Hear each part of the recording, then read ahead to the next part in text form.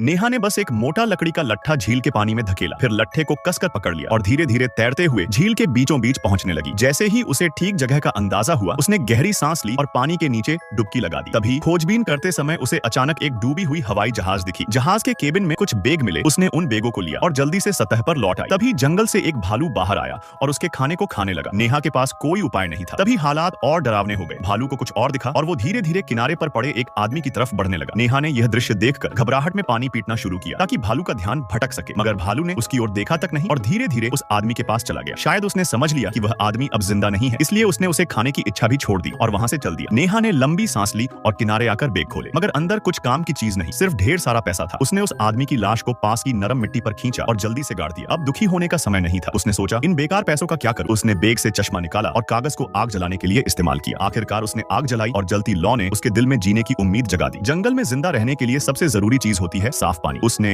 इधर उधर से कुछ टूटा फूटा सामान जुटाया और झील का पानी उबालने लगी। जैसे ही पानी खौलने लगा, उसने महसूस किया कि वह इस दुनिया की सबसे खुश इंसान है। पानी का इंतजाम हो गया, अब बारी थी खाने की। उसने धागे को एक टहनी से बांधा और कान की बाली से एक हुक बना लिया। फिर मछली पकड़ने लगी, पर जैसे ही एक मछली फंसी, धागा टूट गया। कोई चारा न देखकर नेहा जंगल में चली गई ताकि कुछ जंगली फल मिल सके। किस्मत इस बार उसके साथ थी। एक दिन और एक रात की तलाश के बाद उसे जंगली फल मिल गए। उसने जल्दी से उन्हें बोतल में भरा और अलग अलग रंगों के हिसाब से छांट कर खाने लगी। दिन गिनते हुए उसे एहसास हुआ कि वह इस नरक जैसी जगह में पहले ही 4 दिन बिता चुकी है। अब उसे बाहर निकलने का कोई रास्ता खोजना होगा। नेहा ने अपना सामान समेटा और पहाड़ी चढ़ने लगी। दिशा तय करने के बाद उसने घर लौटने का सफर शुरू कर दिया। पता नहीं कितनी देर चलने के बाद आसमान से आवाज आई जिसने उसका ध्यान खींच लिया। उसने ऊपर देखा तो पाया कि एक हवाई जहाज गुजर रहा है। वह जोर जोर से चिल्लाते हुए हवाई जहाज के पीछे दौड़ने लगी, लेकिन किस्मत फिर से उसके साथ नहीं थी। दौड़ते दौड़ते उसने पैरों के नीचे ध्यान नहीं दिया और सीधा कई 100 मीटर गहरे गड्ढे में गिर गई। जब होश आया तो उसने देखा कि एक बड़ा पत्थर उसकी टांगों पर दबा हुआ है।